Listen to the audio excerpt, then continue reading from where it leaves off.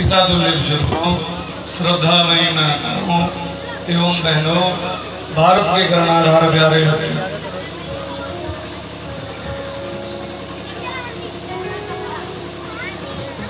भगवान की कृपा से, नारायण की कृपा से जो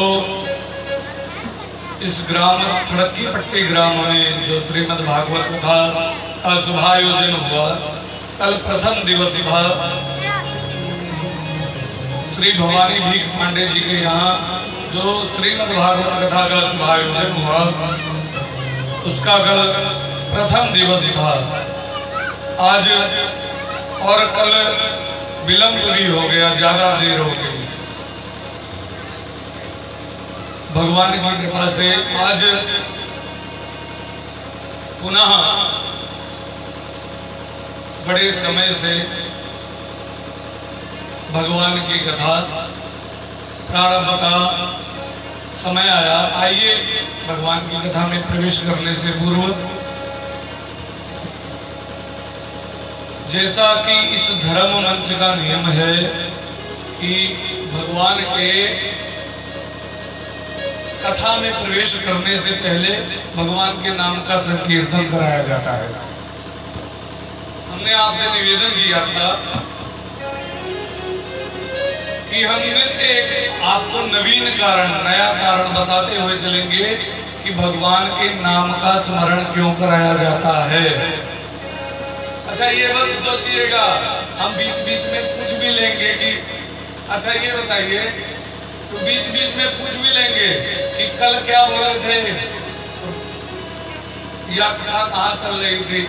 अब उसी में पता लग जाता है कौन ध्यान से सुन रहा है और कौन जो है इधर उधर देख रहा है, उसी में पता लग जाता है। इसीलिए हमने बताया था ना, भागवत में भी वर्णन है कि भगवान के नाम स्मरण कराने से क्या लाभ होता है। भागवत में कहा, यत् फलं नास्ति तपसा न योगेन समाधिना तत्फलं लभते सम्यक् लोकेशव कीर्तना। पहले के समय में, सतयुग में, त्रेता में, द्वापर में, सतयुग में समाधि लगाने से, त्रेता में योग करने से, द्वापर में ध्यान लगाने से जो फल प्राप्त होता था, वो फल कलिकाल में, इस कलियुग में केवल भगवान के नाम संकीर्तन से, भगवान के नाम के गायन से प्राप्त होता है। भागवत में वर्णन है। इसीलिए भगवान के पावन नाम का संकीर्तन कराया जाता है। आइए हम सब लोग प्रेम से भगवान के पावन नाम का संकीर्तन करेंगे और तत्पश्चात कथा में प्रवेश करते हैं।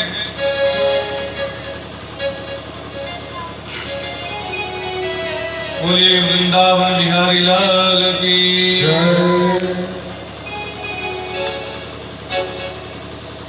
गोविंद मेरो है, गोपाल मेरो है, गोविंद मेरो है, गोपाल मेरो है, गोविंद मेरो है, गोपाल मेरो है, गोविंद मेरो है, गोपाल मेरो है।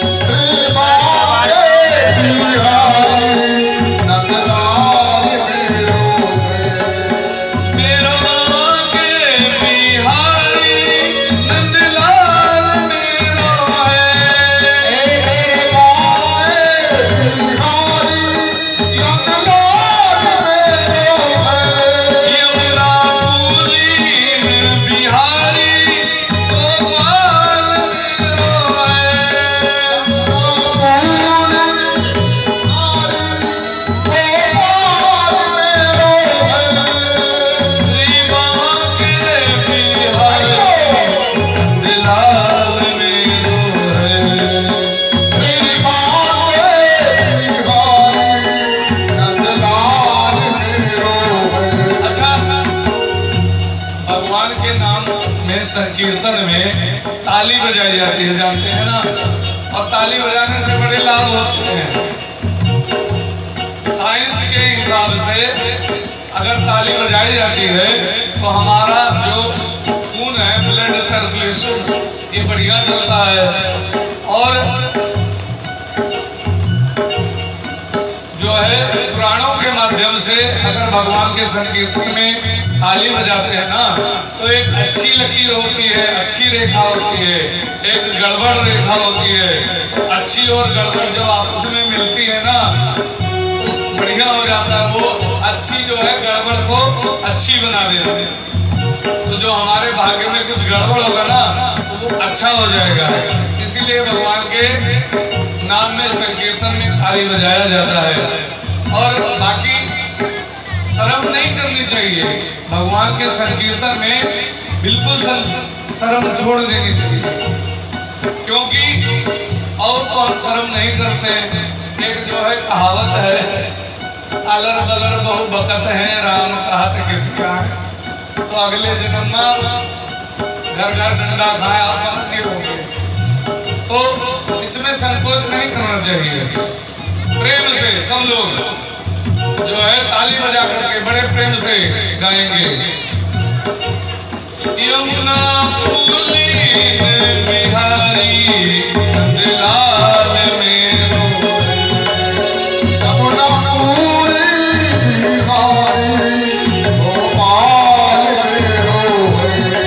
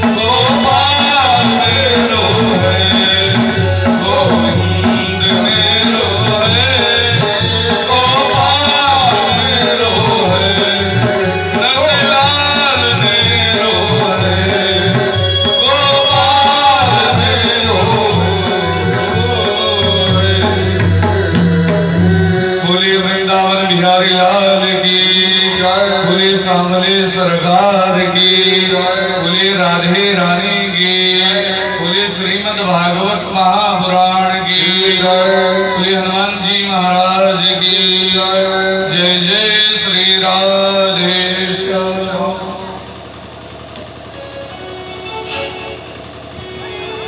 कल हम सब लोगों ने श्रवण किया था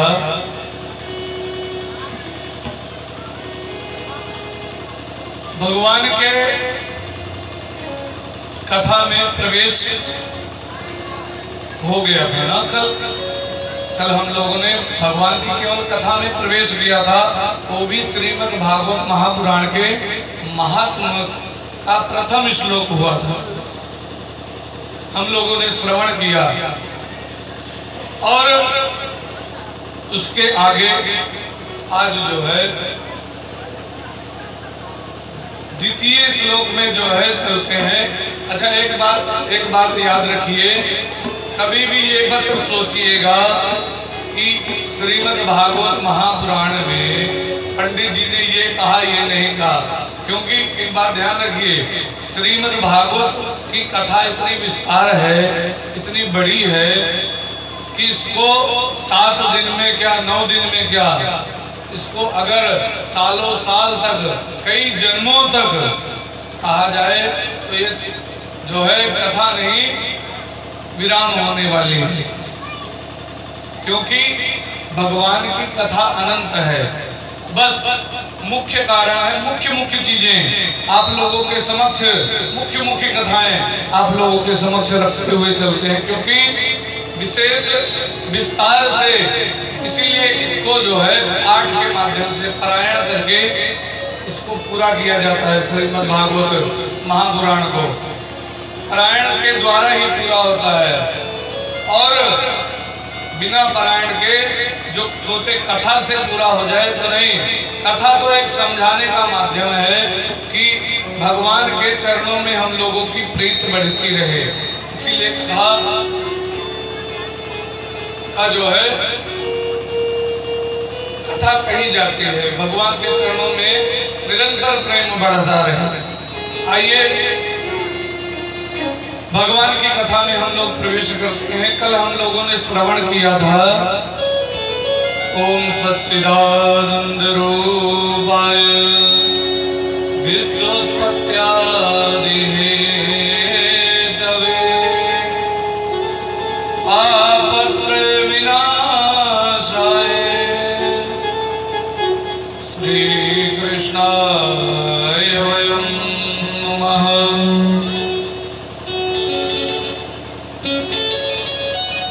सच्चिदानंद की सत्यचित आनंद की व्याख्या सुनी और विश्व की उत्पत्ति लय का जो हेतु है इसके बारे में आपने कल श्रवण किया।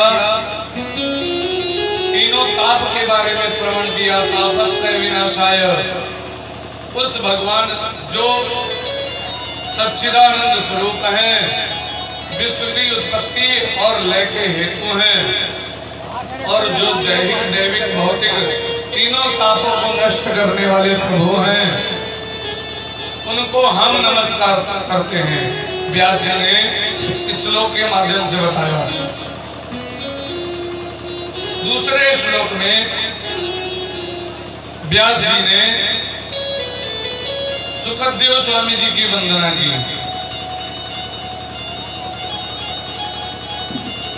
व्यास जी ने लिखा यम प्रव्रजन्तमनुपेतमपैत कृत्यं द्वैपायनो विरह कातर आजुहाव पुत्रेति तन्मयतया तरवोऽभिनेदुस् तं सर्वभूतहृदयं मुनिमानतोऽस्मि।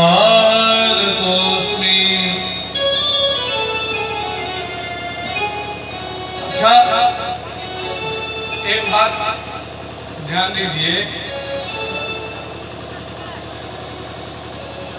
बात ध्यान दीजिए, अगर हम किसी को देखेंगे तो उसका नाम नहीं जानते हैं, वो कैसा है ये भी नहीं जानते हैं, उसका नाम भी नहीं जानते हो, बस केवल शक्ल से देखेंगे तो हाँ कहते हैं भैया जो है उनकी गढ़न ऐसी है, वो जो है लंबे चेहरे के हैं या गोल चेहरे के हैं, सांवले हैं या गोरे हैं, यही बताते हैं ना हम लोग।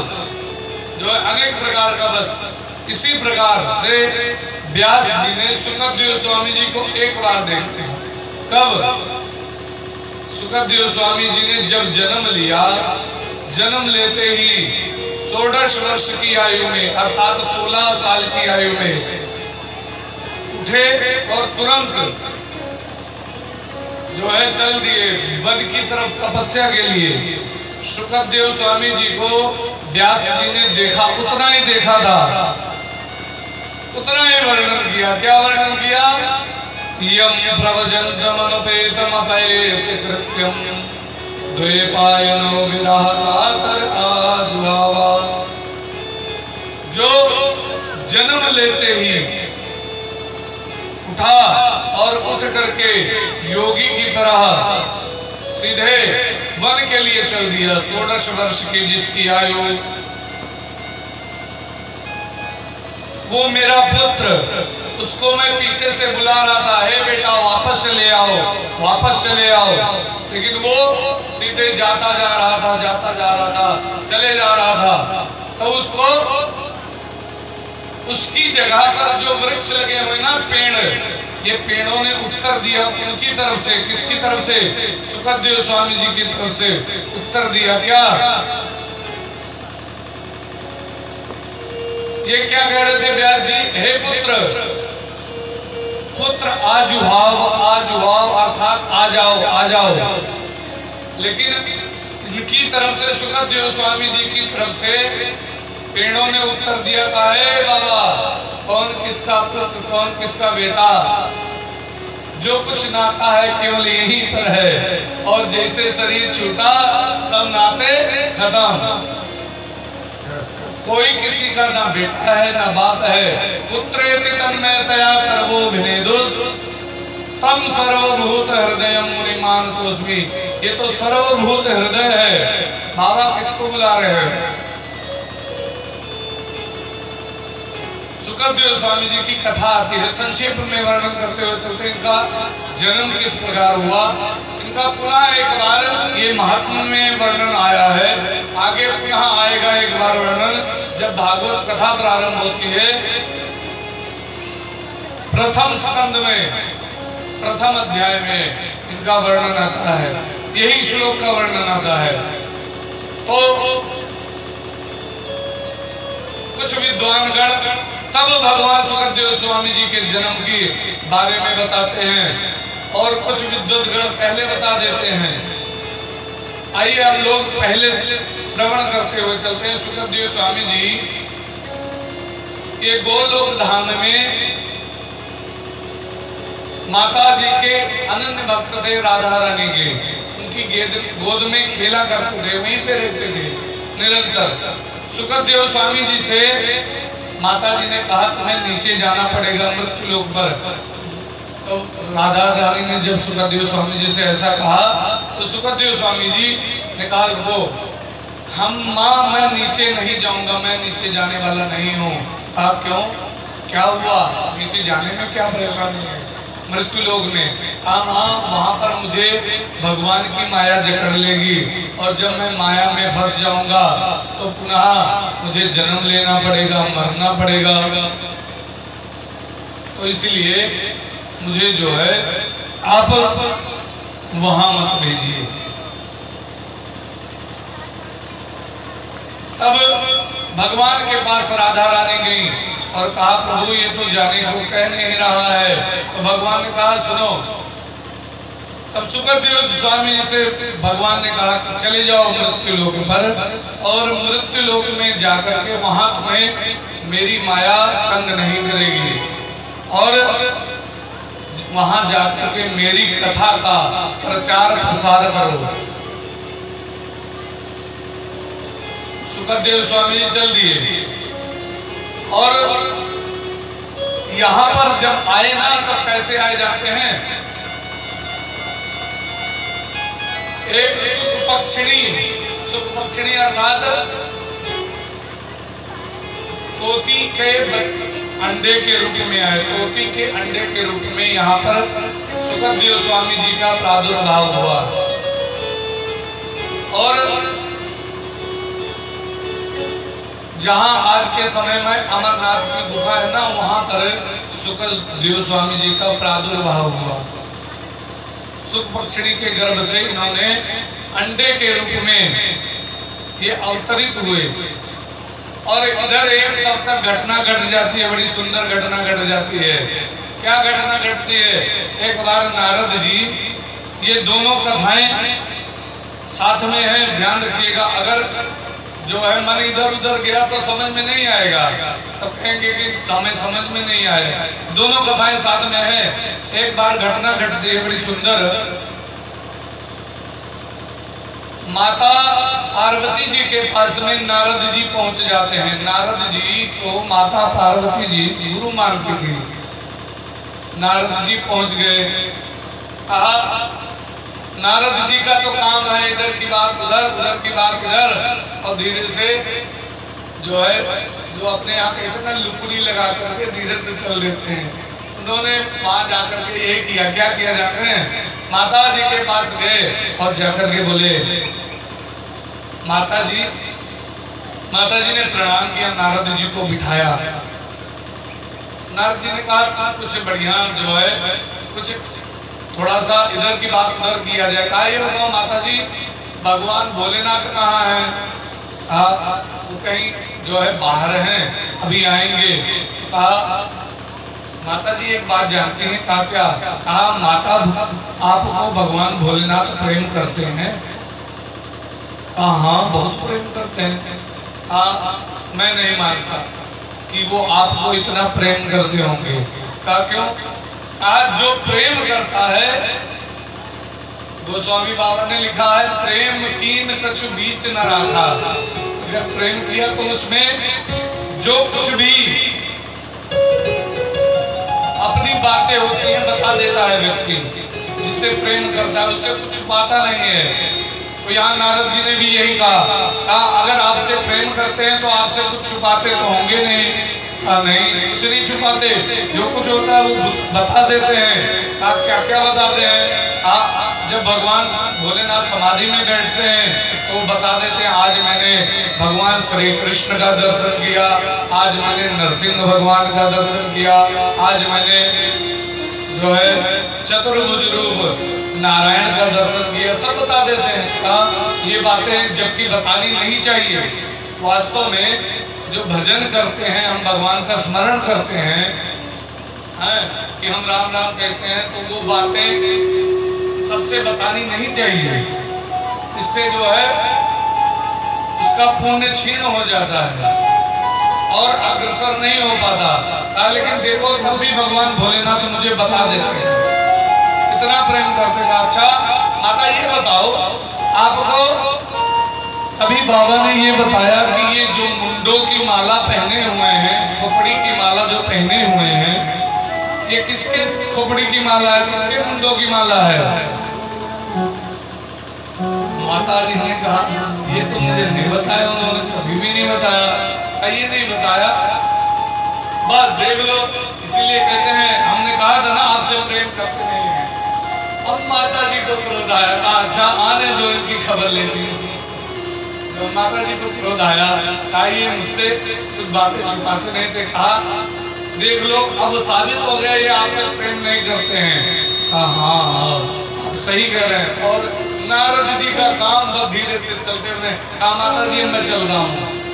नारद जी चल दिए। अब तब तक भोलेनाथ जी उधर से आ रहे थे, भगवान भोलेनाथ। नारद जी ने कहा इशारे से जाओ, माता जी बुला रही हैं, क्रोध में है। भगवान भोलेनाथ ने कहा आप अंदर से होकर के आए हो, क्रोध में तो होंगी। तो भगवान भोलेनाथ जैसे अंदर पहुंचे, माता जी ने कहा आज मुझे पता लग गया, ऊपर से तो खूब गोरे हो, कर्पूर गौरम करुणावतारम, ऊपर से तो कपूर के समान गोरे हो, लेकिन अंदर से उतने ही काले हो। कहा क्यों? भगवान भोलेनाथ ने कहा क्यों? कहा आज मैं समझ गई। कहा कैसे, क्या हुआ बताओ तो। कहा ये बताओ, ये तुम आज तक तुमने बताया नहीं ये खोपड़ी की जो माला पहने हुए मुंडों की, ये किसके मुंडों की माला है?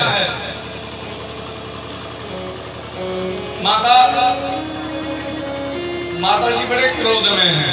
अरे किसके मुंडों की माला है बोलो? उस वक्त भगवान भोलेनाथ ने कहा देवी क्रोध मत करो, इतना क्रोध ठीक नहीं है, मैं बता दूंगा। हाँ हाँ देख लो। नारद जी गुरु जी सही कह रहे थे कि वो आपको बताएंगे नहीं, बस टाल मटोल कर देंगे। नहीं देवी मैं बता दूंगा। नहीं नहीं बताओ, अभी बताओ, तुरंत बताओ। 3 जिद बड़ी खतरनाक होती है, 3 हट। कौन कौन सी? बाल हट, प्रिया हट और राज हट। ये तीनों हट बड़ा खतरनाक होता है। अगर बालक जो है जिद कर ले कि हमें ये चाहिए, तो वो रो रो करके बुरा हाल कर देगा, पूरे परिवार को परेशान कर देगा। और जब वो ले लेगा जो वस्तु चाहिए उसे, तभी वो मानेगा। और ऐसे स्त्रियों का है, स्त्रियां भी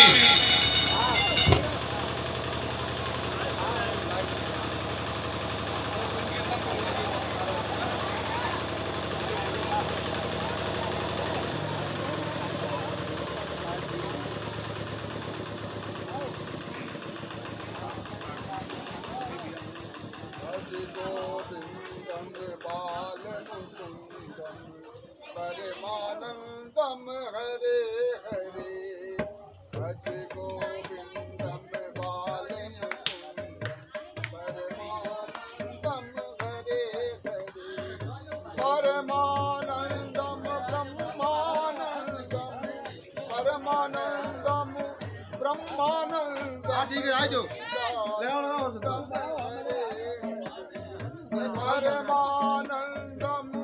ब्रह्मानंदम सच्चिदानंदम हरे हरे, भज गोविंदम बालम परमानंदम हरे हरे, भज गोविंदम बालम परमानंदम हरे हरे,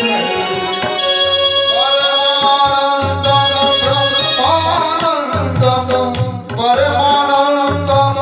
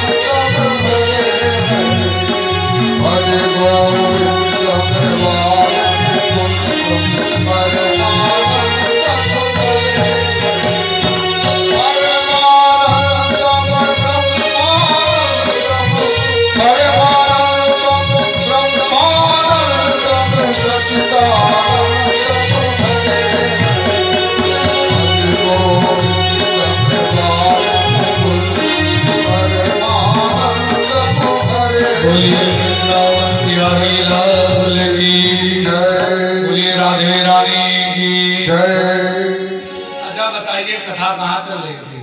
कोई बताओ, कोई बताओ कथा कहाँ चल रही थी?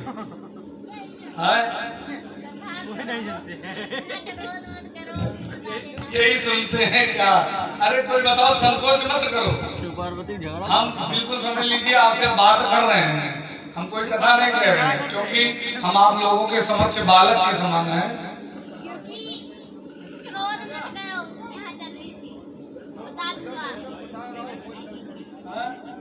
शिव पार्वती संवाद हो रहा था, संवाद शिव पार्वती का संवाद। हाँ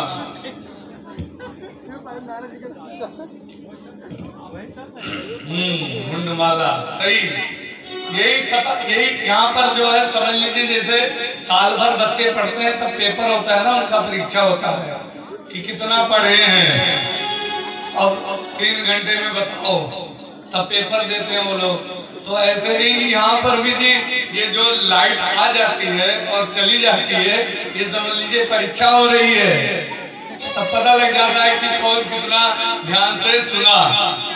इसीलिए जो है, जब अगर ध्यान से सुनेंगे तो बता देंगे, और जो नहीं ध्यान से सुनेंगे तो पता नहीं कुछ बोल रहा हो रहा होगा, कुछ पता नहीं। बोलिए वृंदावन बिहारी लाल की। भगवान भोलेनाथ से माता पार्वती जी कह रही, नहीं आप मुझे इसी वक्त इसी समय बताइए कि आप किसके मुंड की माला पहने हुए हैं, किसके खोपड़ी की माला धारण किए रहते हैं, कौन मुझसे ज्यादा अत्यंत प्रिय है जिसकी खोपड़ी की आप माला पहने रहते हैं। अब माता पार्वती जी तो क्रोध में आ गई। 3 हट बड़े खतरनाक होते हैं, हमने बताया, राजहट, बालहट और प्रियाहट। मोदी बाबा देखो एक रात में नोट बदली कर दिया, भले ही लोग परेशान हुए हैं, ये राजहट है, उनको करना है तो कर दिया। यहाँ का उदाहरण सामने का। और बालहट भी बड़ा खतरनाक होता है। एक बार अकबर बीरबल में चर्चा हुई, आपस में बात हुई। अकबर ने कहा कोई कुछ भी मांगे मैं दे सकता हूँ। कहा महाराज 3 हाथ बड़े खतरनाक होते, उन्होंने बताया। कहा राजहट, बालहट, तो राजा तो आप हो ही, और प्रियाहट, तो कहा मैं सब हट भी पूरे कर सकता हूँ। अच्छा बालहट भी पूरा कर देंगे? हाँ। तो कहा ठीक है, मैं बालक बन जाता हूँ, आप मेरा हट पूरा कीजिए। हट का मतलब होता है जिद। हट, अब जिद तो उर्दू भाषा हो गई, हट हमारी हिंदी भाषा जो है शुद्ध हिंदी भाषा। तो कहा, अब बीरबल जो है जिद करके बैठ गए कि मुझे हाथी चाहिए, मुझे हाथी चाहिए, मुझे हाथी चाहिए, रोने लगे जोर जोर से, हाथी चाहिए, हाथी चाहिए, रोने लगे। और जब रोने लगे, अकबर का क्या पूछना, अकबर ने कहा हाथी लेकर गया, तुरंत आ गई हाथी, और हाथी चिल्लाए खड़ी करे। अब फिर जो है जिद करने लगे, बीरबल थे, फिर दोबारा जिद करने लगे। मुझे जो है एक मटकी चाहिए, मटकी चाहिए, मटकी चाहिए, मटकी भी आ गई तुरंत। कहा अब ये हाथी इस मटकी में डाल करके दो। अब बड़ा हाथी कितना बड़ा और मटकी कितनी छोटी, कहे उसमें डाल के दो मुझे, मटकी में हाथी डाल के दो। लेकिन अब रात जो अकबर करे तो करे क्या, अब हाथी को कैसे मटकी में डाले, और जिद करके बैठे रहे। अकबर ने अंत में कहा मेरे बस की बात नहीं है। कहा महाराज बादशाह, ये जो है सबसे खतरनाक बालहट होता है। अगर बालक हट कर ले तो विचित्र ढंग से हट करेगा, वो पूरी करने में भी असमर्थ हो जाता है व्यक्ति। तो यहाँ क्रिया हट है, अर्थात स्त्री का हट है कि हमें आप बताइए कि ये किसके मुंड की माला पहने हुए पार्वती जी पूछ रही हैं। भगवान भोलेनाथ ने कहा बताएं। तब दूसरा तो प्रश्न नहीं करोगी? कहा नहीं, करने लायक होगा मैं करूंगी। भगवान भोलेनाथ ने सोचा अजीब फंसे, अरे बाबा धीरे से लुकड़ी लगा के चले गए हो, भोगे हम। कहा नहीं, मुझे पूछने लायक बात होगी तो मैं फिर पूछूंगी। तो कहा अच्छा ठीक है, चलो बता देता हूँ। ये जानते हो किसके मुंडों की माला पहने हुए? कहा किसके? कहा ये तुम्हारे मुंडों की माला है। पार्वती जी चौंक गई। कि मेरे मुंडों की माला, ये कैसे आपने जो है मेरे मुंडों की माला कहां से मिली? कहा आपका जब जब जन्म हुआ, आपका कई बार जन्म हो चुका है, और जब जन्म होता है और मृत्यु होती है तब मैं तुम्हारे मुंडों की माला अपनी, तुम्हारा मुंड निकाल करके अपनी मुंडों की माला में मुंड लगा लेता हूं। तो कहा अच्छा। फिर दूसरा प्रश्न, ये बताओ आप क्यों नहीं मरते? भगवान भोलेनाथ से पूछ रही आप क्यों नहीं मरते हो? मेरी ही मृत्यु बार बार क्यों होती है? ये बताओ आप क्यों नहीं मरते हो? तो कहा मैंने, भगवान भोलेनाथ ने कहा था इसीलिए कि मैं जो है बताना नहीं चाहता हूँ, नहीं बताना चाहूंगा, नहीं बताना चाहता था कि दूसरा प्रश्न करोगे। हाँ मुझे जानना है कि आप क्यों नहीं मरते हो। तो कहा मैंने अमर कथा सुन रखी है। कहा अमर कथा सुन रखी है? कहा उससे क्या होता है? कहा उससे दोबारा मृत्यु नहीं होती है, अमर हो जाता है व्यक्ति। अच्छा हाँ, तो मुझे भी अमर कथा सुनाइए। अब तीसरा प्रश्न, तीसरा हट, मुझे भी अमर कथा सुनाइए। कहा ठीक है, चलो लेकर के आया वही अमरनाथ की गुफा में, जहाँ इस समय अमरनाथ का जो है शिवलिंग बनता है ना, अमरनाथ जी का शिवलिंग, वहीं पर लेकर के आए भगवान भोलेनाथ माता पार्वती को, और ला करके वहीं पर जो है खूब तगड़े से भगवान भोलेनाथ ने डमरू बजाया तेजी से, और जैसे डमरू बजाया तैसे जो है जितने वहां पर पशु पक्षी थे सब भाग गए, कोई नहीं बचा। बस केवल वो जो अंडे के रूप में सुखदेव स्वामी जी आए थे ना, वो वहीं पर वो रह गए, क्योंकि अंडा कहाँ वाके जाए। जब देखा भगवान भोलेनाथ ने सब पशु पक्षी भाग गए हैं, तब बैठे और बैठ करके कथा सुनाना प्रारंभ किया। और जब कथा सुनाना प्रारंभ किया ना, एक बात जानते हैं, भगवान भोलेनाथ ये कथा कहना हम लोग समझते हैं सरल है, हम नहीं कहते, लेकिन कथा कहना भी साधारण बात नहीं है, क्योंकि कथा में अगर आंख खोल करके कथा बोली जाए ना, तो कोई बात कर रहा हो तो उधर ध्यान चला जाता, ये तो व्यक्ति फला बात कर रहा है, मेरी बात कहाँ सुन रहा होगा। और आंख बंद करके कथा बोली जाए तो कहें तब तो क्या पूछना है, श्रोताओं की तो मौज है, चाहे झपकी में चाहे उठ के चल दे, कोई फर्क नहीं। लेकिन जिसको इच्छा होती है सुनने की, वो बैठा रहता है। अच्छा हम लोग ही आपस में बात करते ना, कोई बीच में आकर के बोल देता, तीसरा आएगी हो बीच में बात काट दी हो, हम लोग कहा जाता है बड़ी नीक बात बतावत ना, लेकिन बीच में माइक काट दी हो। तो कहने का मतलब है ये कि अगर कथा, भगवान भोलेनाथ कैसी कथा सुनाते थे? भगवान भोलेनाथ कथा सुनाने में मन को भगवान की लीला में लगा देना पड़ता है। कैसे? जैसे ये कथा चल रही है, अब हम ही कथा बोल रहे हैं, अपना ही उदाहरण दे रहे हैं, किसी दूसरे का नहीं देंगे, तब मन को लगाना है कि इसके आगे क्या हुआ था, और उधर आपको भी देखना है कि कौन कौन हल्ला मचा रहा है, कौन कौन बोल रहा है, और इधर भी देखना है कि जो है वाद्य यंत्र कैसा चल रहा है, सब कुछ देखना पड़ता है। आंख बंद करके बोलना होता है, क्या पूछना है, तब तो बोलते रहो। भगवान भोलेनाथ तो आंख बंद करके ही बोलते थे, आंख बंद करके बोलते थे, बैठ गए और आंख बंद करके कथा सुनाना प्रारंभ कर दिया। अमर कथा, और अमर कथा कोई अलग दूसरी कथा नहीं थी, अमर कथा ये श्रीमद् भागवत महापुराण की अमर कथा थी। यही कथा सुनाना प्रारंभ किया भगवान भोलेनाथ जी ने माता पार्वती को, और वो सुनाते सुनाते सुनाते सुनाते आंख बंद करके सुनाते जाएं, सुनाते जाएं, सुनाते जाएं, पूरी भागवत की कथा सुनाना प्रारंभ कर दिया शुरू से लेकर के। और माता पार्वती का क्या पूछना है, भगवान भोलेनाथ कथा सुनाए और माता पार्वती सुनते सुनते जो है धीरे से झपकी आ गई, नींद आ गई।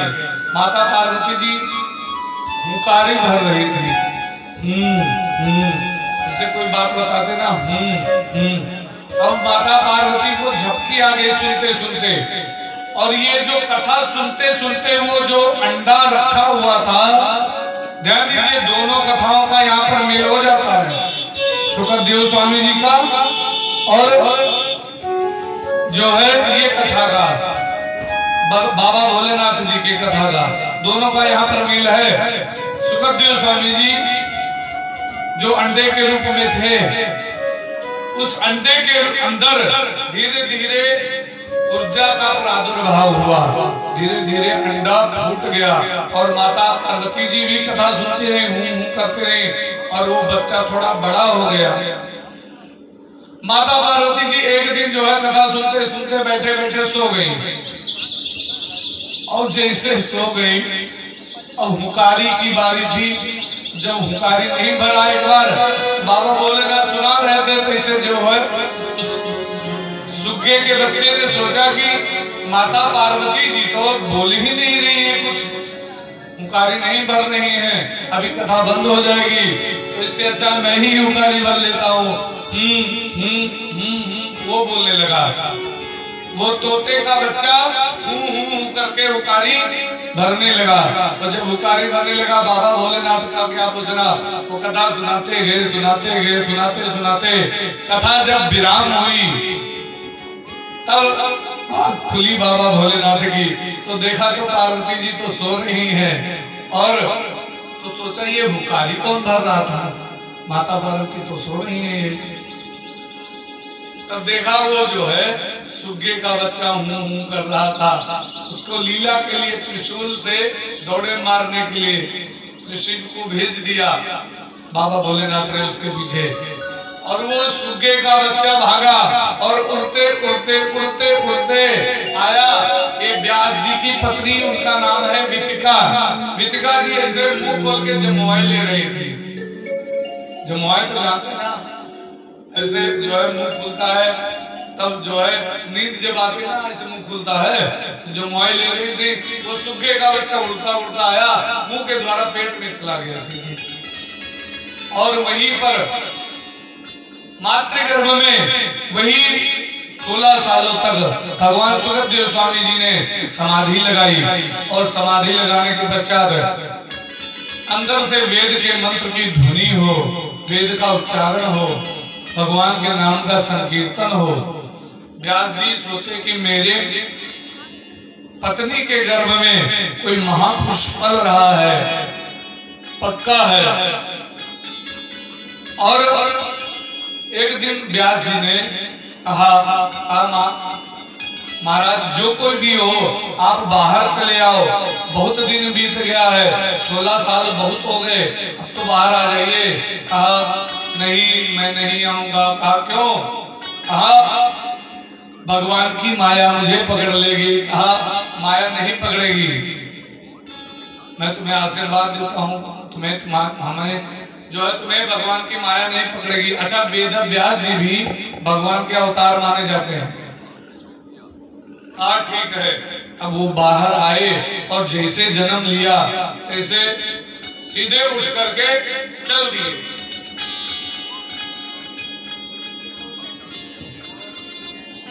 वही 16 साल की आयु, लंबे लंबे बाल और जन्म लेते ही जो सीधे कुछ भी नहीं पहने, ऐसे ही नग्न अवस्था में चल दिए। वो चलते जा रहे हैं, चलते जा रहे हैं, जाते जाते अब पीछे से व्यास जी कह रहे हैं बेटा रुक जाओ, आज भाव आज भाव। वही श्लोक लिखा यहाँ पर, यम प्रवजन्तम वेदम अपेति कृत्यम द्वैपायनो विराकातराजुभाव पुत्रेति तन्मयतया तर्वोऽभिनेदु तं सर्वभूतहृदयं मुनिमानतोऽस्मि।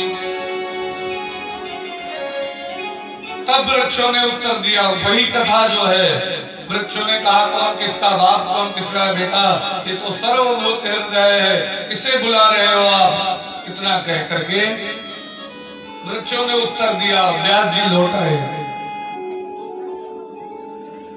वही जो है यहाँ पर लिख दिया।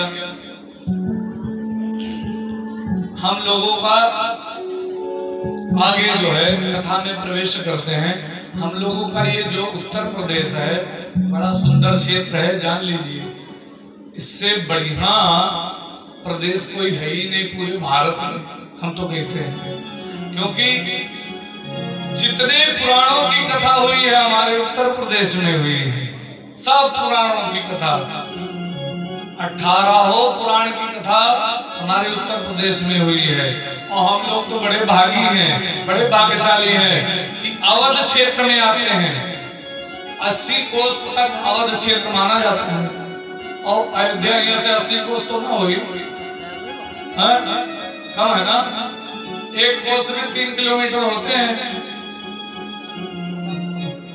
तो हम लोग अवध क्षेत्र में ही हैं, समझ लीजिए।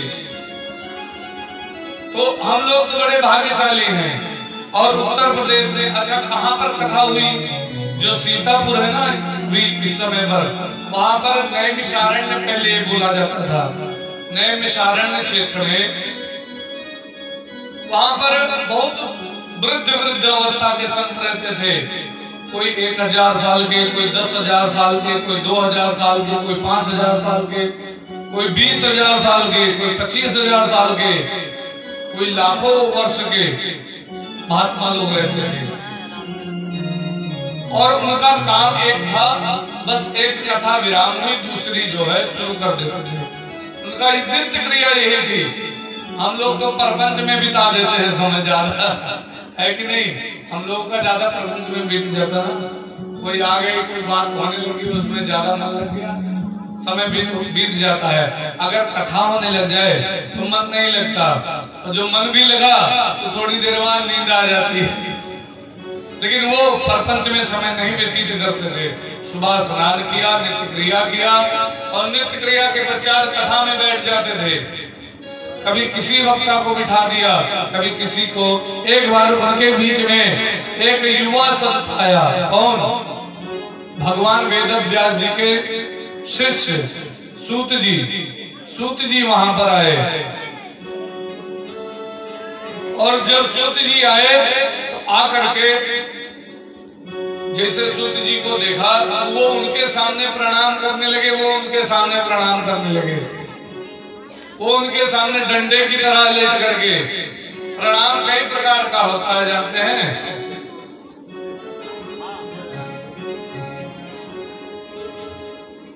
चरण छू करके प्रणाम करते हैं, एक साष्टांग प्रणाम होता है, एक दंडवत प्रणाम होता है।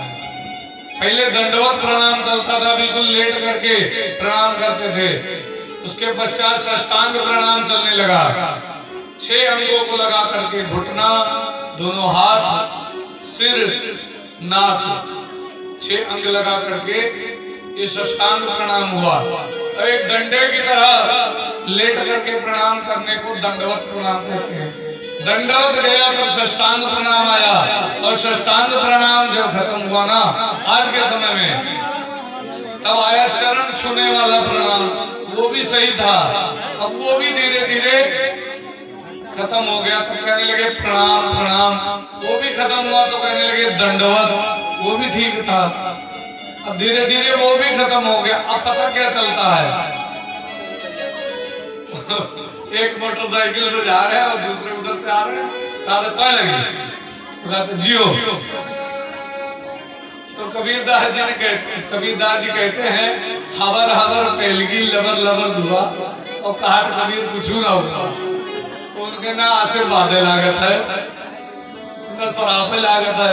पहले के ऋषि महात्मा श्राप देते रहे तो थे बर्बाद हो जाता, और आज के समय में असरा दे दे जो है श्राप दे जाता है। माताएं असरा फैला श्राप कुछ नहीं होता, तब है नहीं, बस खाली शराब दे वाला कार्य है। मुख्य कारण है ना, मुख्य बात है ये आज के समय में हमारी संस्कृति अब लुप्त होती जा रही है। अब ऐसे ही प्रणाम होता है, अब वो भी नहीं है। धीरे धीरे अब तो आ गया, धीरे धीरे नमस्ते आ गए। चलो नमस्ते भी संस्कृत शब्द सही था। अब आज के समय में आ गया, नई जनरेशन में आया है कि टाटा, तो टाटा कहते हैं। अच्छा, हमने एक व्यक्ति से पूछा, हमने कहा बताओ भैया टाटा क्या क्या अर्थ है?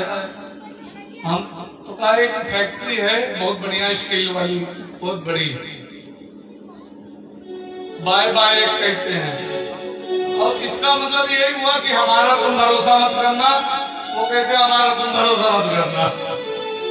और इसका भाव चाहिए, मान लीजिए कि अब तुम हमारे घर मत आना, आज आए वो कहते तुम हमारे घर मत आना।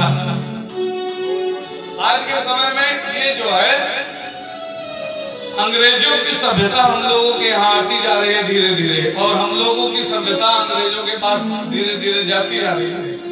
अंग्रेज लोग अब राधा कृष्ण बोलते हैं, वहाँ की माताएं साड़ियाँ पहनती हैं, पुरुष वर्ग धोती पहनते हैं।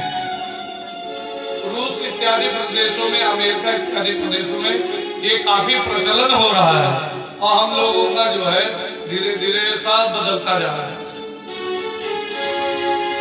तो यहाँ पर सूत जी उनको डंडे की तरह लेट करके प्रणाम कर रहे हैं 88,000 ऋषियों को, और 88,000 ऋषि गण सूत जी को प्रणाम कर रहे हैं। और सूत जी को प्रणाम किया और उसके बाद हाथ पकड़ करके लेकर के जाकर के बैठा दिया।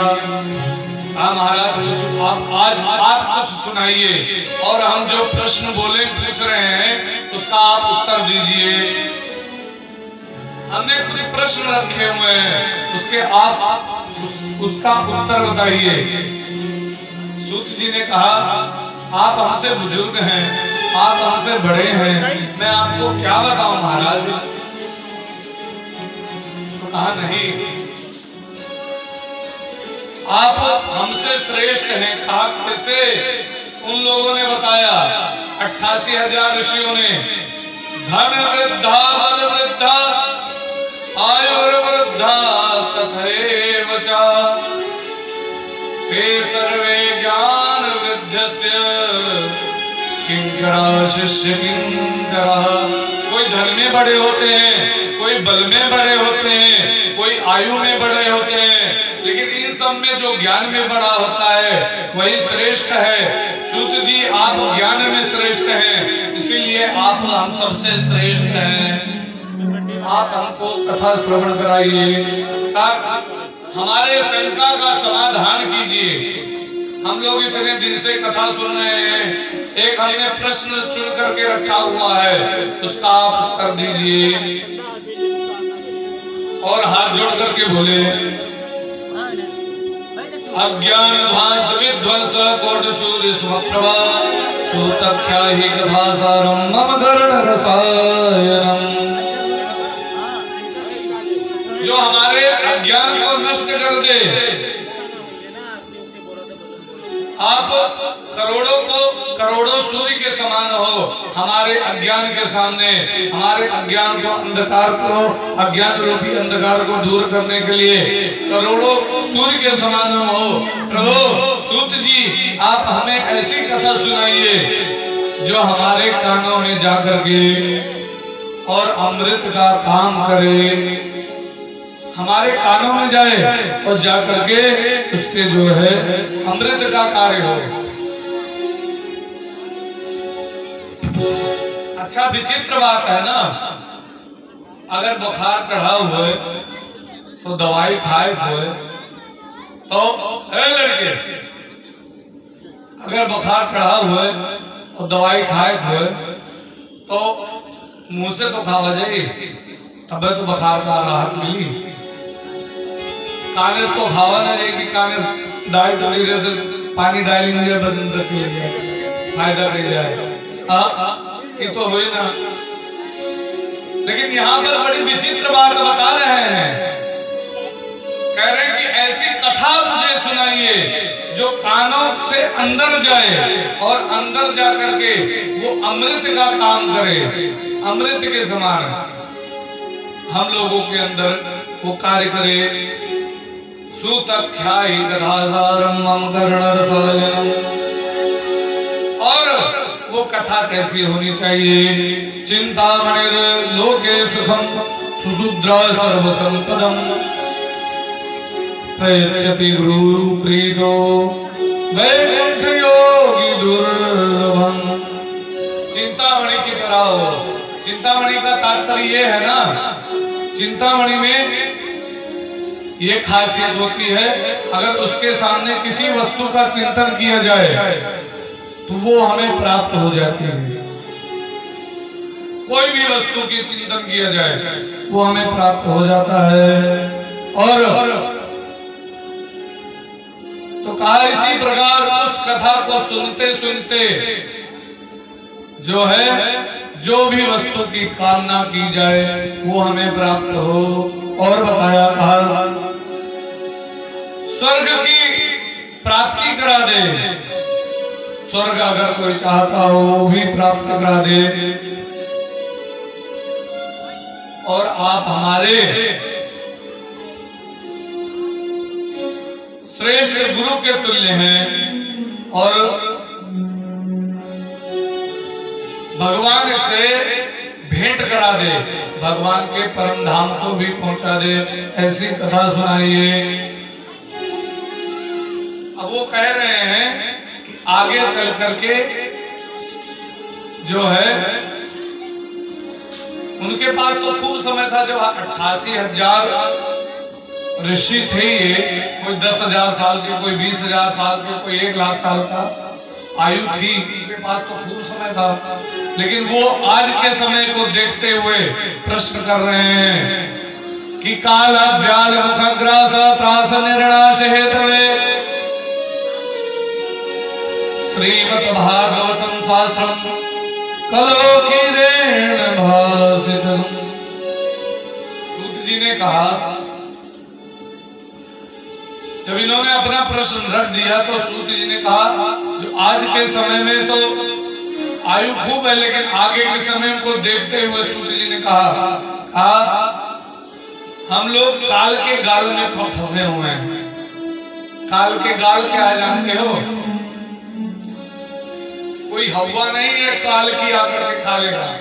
काल कहते हैं समय को, समय को तो काल कहते हैं।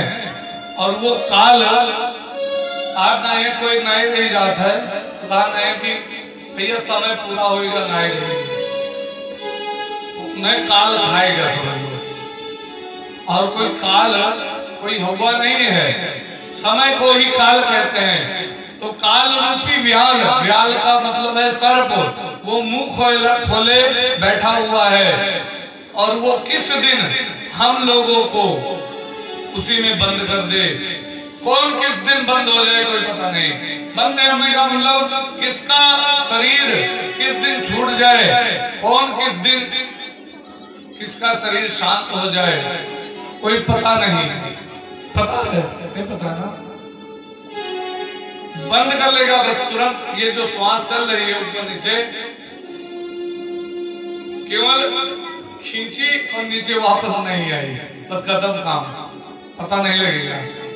तो ये काल रूपी व्याल कब हम लोगों को डस ले कोई पता नहीं है।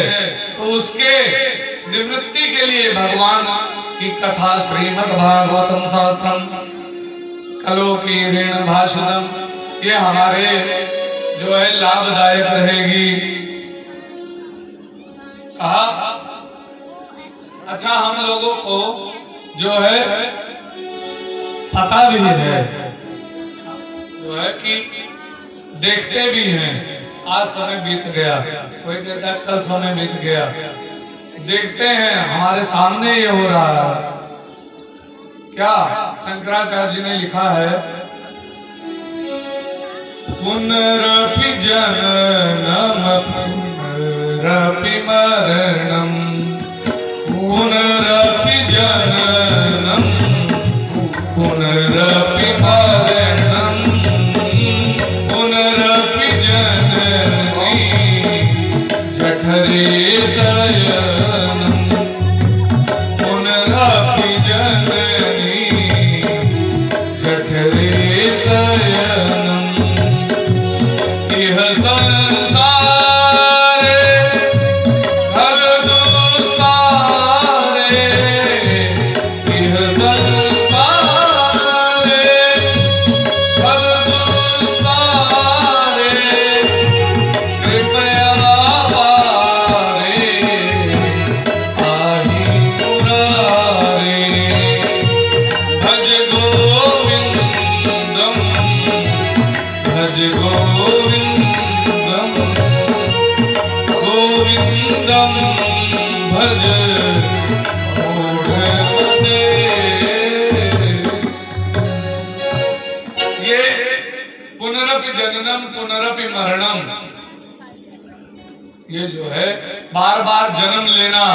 बार बार मरना ये हमारा निरंतर आज का नहीं, हम भी आज के समय से आए हैं। जब भगवान ने सृष्टि की रचना की थी ना, जरूरी नहीं हम लोग कलयुग में रहे, हम लोग सतयुग में भी रहे, त्रेता में भी रहे और द्वापर में भी रहे और कलिकाल में भी हैं।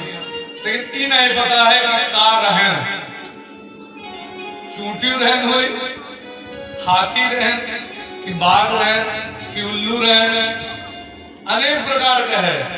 कुछ भी थे लेकिन थे, हम लोग थे उस समय भी, लेकिन वो याद नहीं है हमें।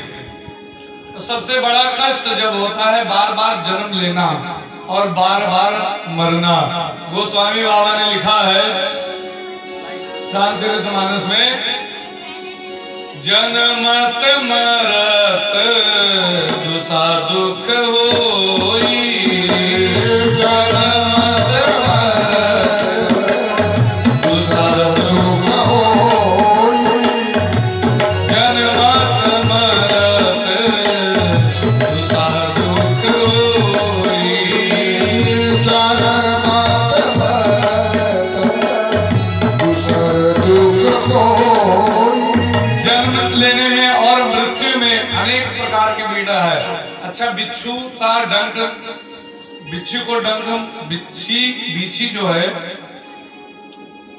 हमें लोगों का तो छेदे हुई लगभग जितने देहाती व्यक्ति हैं ना, मन लोग, और कितना दर्द होता है, बहुत दर्द होता है ना।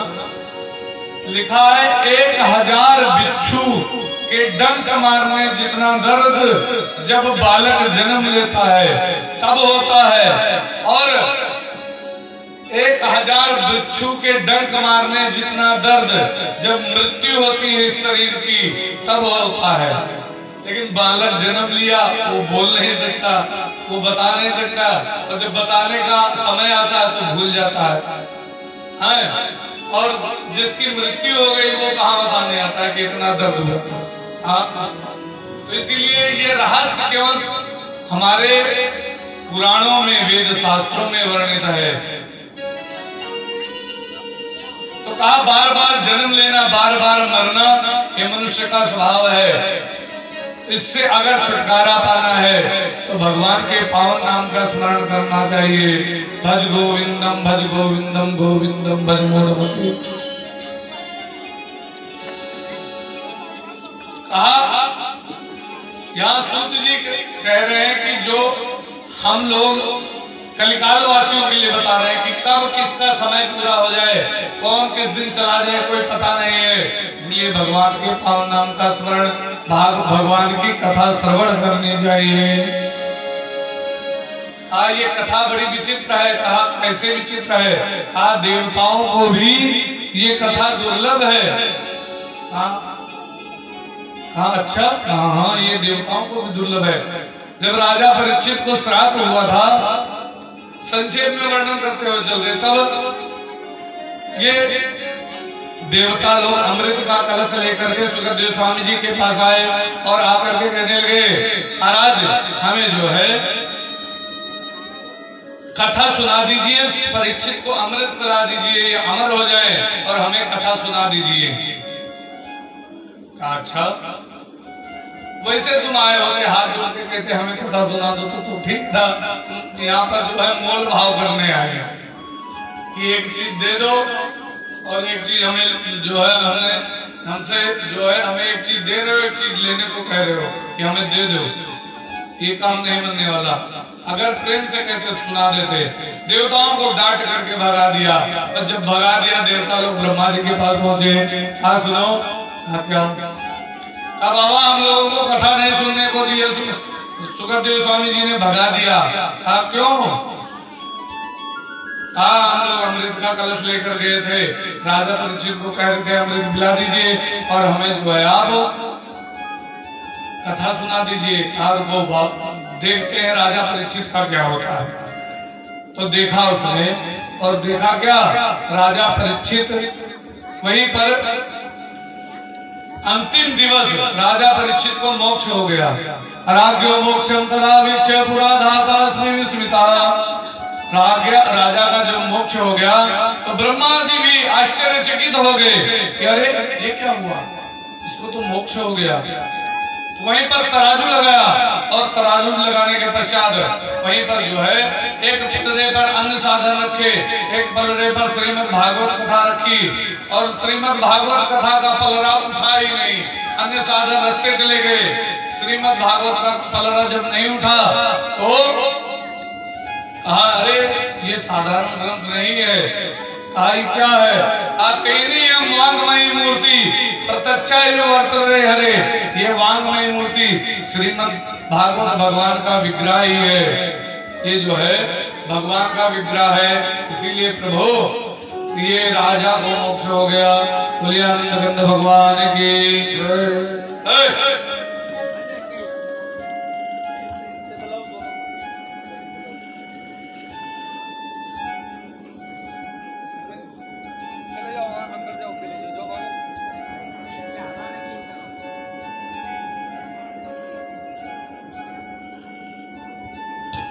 बोलिए आनंद गंध भगवान की जय।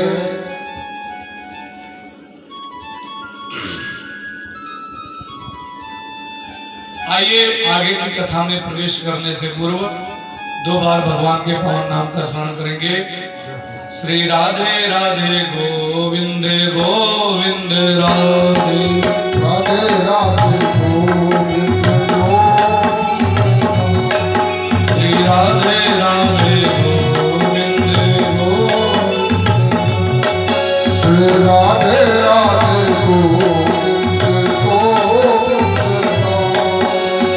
गोविंद राधे राधे गोपाल गोविंद राधे गोपाल राधे राधे गोविंद राधे राधे